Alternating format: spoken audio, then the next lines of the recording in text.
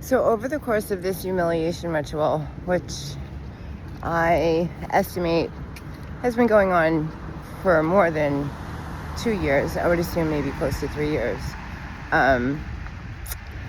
I've been subjected to a lot of cars, like people in cars, guys in cars, making faces at me and things like that. And I never really responded to it. And I don't know who the people are. I'm sure that these people wouldn't do this to anybody that they know. I mean, it's like supposed to be a completely anonymous harassment strategy. And it is, right? But I kind of keep my eyes protected, because that's very important when you're navigating these situations. Your field of vision is basically your most valuable part of your being, of your equipment as a human being, your sensory equipment. You have to keep your field of vision protected. So, I'll give you an example. They use different strategies, and it becomes kind of funny. Well, it did for me. So one week they were using unsightly stimuli. So I've been using Instacart, and I was using Instacart quite a bit for a while because I'm not able to drive. And they would send unsightly delivery people, or when I'd be walking to the store, I would encounter people that were unsightly. So by the end of the week, I was going like this when I remember one night I went to get a delivery, and I had to hide my eyes. So there's always like something going on, which has me believing that there's a gambling component, because there's like a theme sometimes. Anyhow, these guys, I had people beep at me. Not a lot, just enough, right? Because the idea is to keep the person's glutamate secreting. And you might need to watch some of my videos to catch up with what I'm talking about. There's like an entire vocabulary. I'm publishing a book called the Gangstalking Glossary, and that'll help people understand my videos better. Because it's not only that I'm making like jargon for this population, because there's a targeted individual population. I'm making jargon, I guess, but also defining scientific terminology.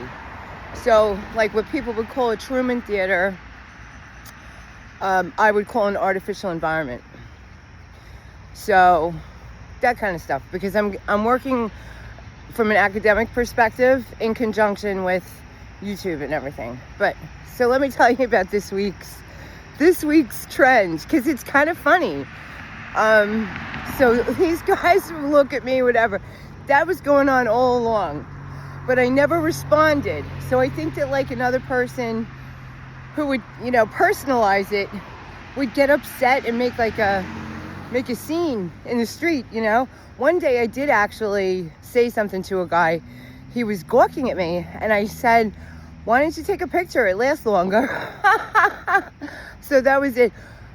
But this week they have women. I'm walking by women. I see women, and they smile at me. And here comes my stalker, Ted. I have a video of him coming up behind me. I've never seen him out so early. So Ted's a drunk, and drunks typically operate on the schedule according to their needs of alcohol. But he's like a fall down drunk. I said I was gonna chase him and knock him off the bike the next time I saw him.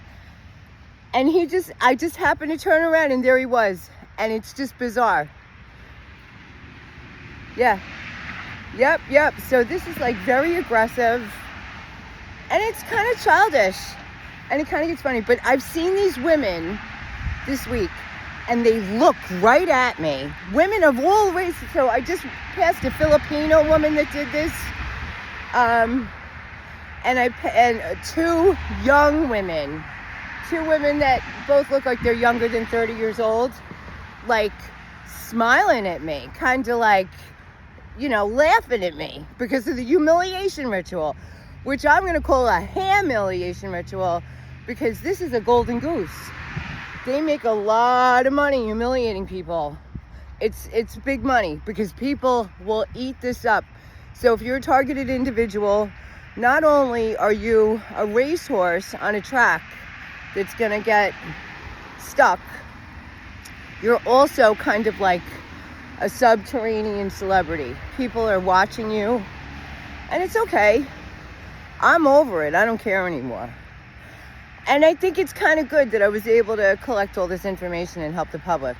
All right, what you got to do is you got to start writing everything down. Otherwise, you're just going to obsess and this and that and blah, blah, blah. Once you write it down, it's gone. You know what I mean? You're on to the next thing.